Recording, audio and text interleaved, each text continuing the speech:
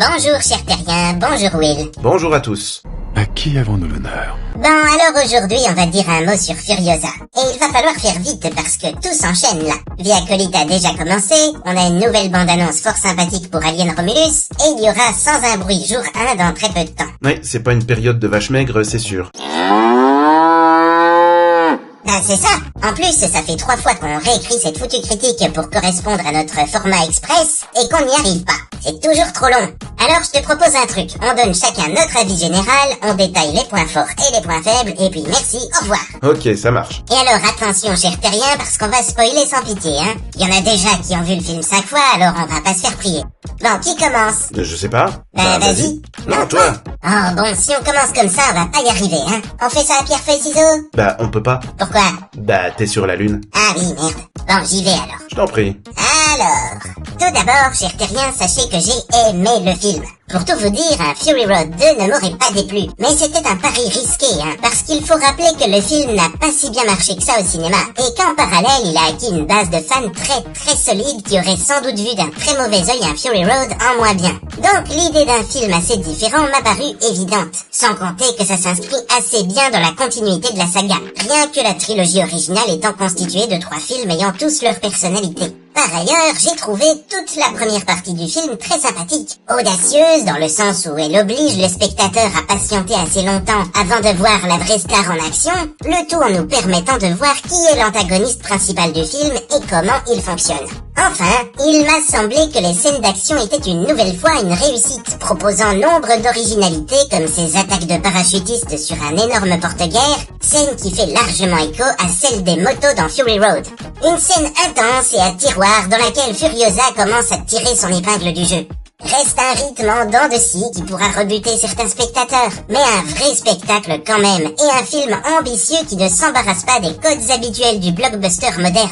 Une bonne séance. À toi. Eh bien, en ce qui me concerne, j'ai passé la séance à être plus dubitatif que toi devant le film. Et je n'ai jamais été impliqué à 100% dans l'histoire. Oui, il fallait éviter l'énorme piège de réaliser un Fury Road 2, mais en même temps, je suis pas certain que le fait de prendre uniquement des décisions contraires à ce qui faisait la qualité de ce film soit une vraie bonne idée. Le fait de nous obliger à attendre l'arrivée d'Anya Taylor-Joy, puis de la voir se transformer progressivement en une Furiosa à la Fury Road, je signe. Mais le problème, c'est que la première partie du film, qui aurait dû être la plus touffue, ne nous apprend pas grand-chose. On voit à peine la région d'où vient l'héroïne, dont on parlait dans Fury Road. On n'apprend rien de nouveau sur l'univers du film ou sur Furiosa elle-même, sauf évidemment quelques éléments qui vont lancer l'intrigue du film, comme la mort de sa mère, mais rien de bien renversant pour le spectateur. En fait, elle passe beaucoup de temps d'écran en cage, à subir les événements. Alors c'est comme ça qu'elle apprend des tas de choses, ok, mais on pouvait passer sur cette étape plus rapidement. Concernant les scènes d'action dont tu as parlé, j'en noterai 3 principales. La traque dans le désert au début, l'attaque du convoi, la fameuse scène de 15 minutes, et la scène assez destructrice dans la fabrique de munitions. Alors la première est très bien, la seconde manque pour moi d'enjeux forts, on a des méchants secondaires voire tertiaires qui attaquent un porte-guerre dont Furiosa se fout, son objectif de base étant simplement de s'y cacher, et la troisième éloigne étrangement les personnages du cœur du chaos, avec ce sol qui s'effondre, ces machines énormes qui tombent, c'est très bien découpé, c'est une bonne scène d'action, mais je suis sûr que George Miller pouvait proposer encore mieux, et c'est ça qui m'embête. Donc voilà, tous ces éléments m'ont tenu un peu à distance du film, et j'ai passé une séance ma foi agréable mais assez oubliable.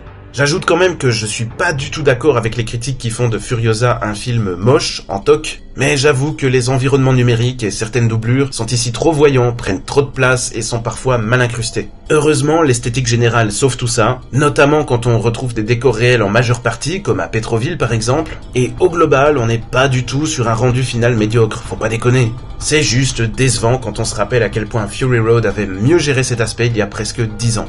En conclusion, un film correct pour moi, mais bien loin de la clacasse survitaminée, bien structurée et visuellement désarmante qu'avait été Fury Road. Ok, je te trouve dur mon vieux. J'essaye d'expliquer ce que j'ai ressenti durant la séance, pas plus, pas moins. Bon, et sinon, le film fait un échec assez cuisant au box-office apparemment. Tu as une explication? Alors, j'ai sûrement pas toutes les clés en main pour répondre, mais vu de ma fenêtre, il y a quand même quelques éléments évidents. D'abord, même Fury Road avec toutes ses qualités n'avait pas rameuté les foules en salle. Parce qu'attention, Mad Max c'est pas Star Wars ou même Terminator. tort. Le public qui apprécie ces films les apprécie aussi pour leurs défauts, pour leur étrangeté, pour les choix parfois radicaux que George Miller peut faire. Oui, ça ne plaît pas à tout le monde. C'est clair. Et puis comme on l'a dit, les films de la saga sont tous assez différents. On peut facilement s'y perdre et ne plus comprendre si on reste dans le même univers. En plus, Fury Road s'était permis de rebooter l'univers, et là Furiosa vient se situer avant, tout en remplaçant le fameux Max par une héroïne. Alors il est facile de penser qu'on n'est pas le public cible de ces films, et de les bouder quand on n'arrive même pas à comprendre ce qu'on va voir exactement. Du blockbuster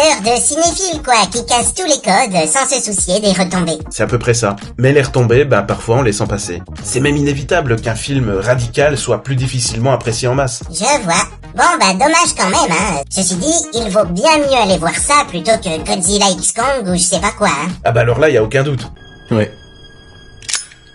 Indéniablement. Bon, eh bien, chers terriens, c'est déjà le moment de nous quitter. Merci à vous de nous avoir suivis. On vous donne évidemment rendez-vous dans les plus brefs délais pour couvrir une grande partie de ce qui va sortir. On va pas chômer, ça c'est sûr. Si vous appréciez notre travail, n'hésitez pas à laisser quelques commentaires, un petit pouce en l'air et, allez, disons, un abonnement pour aider Gus TV à monter en grade. Merci à vous de nous avoir suivis. À très bientôt. Salutations lunaires.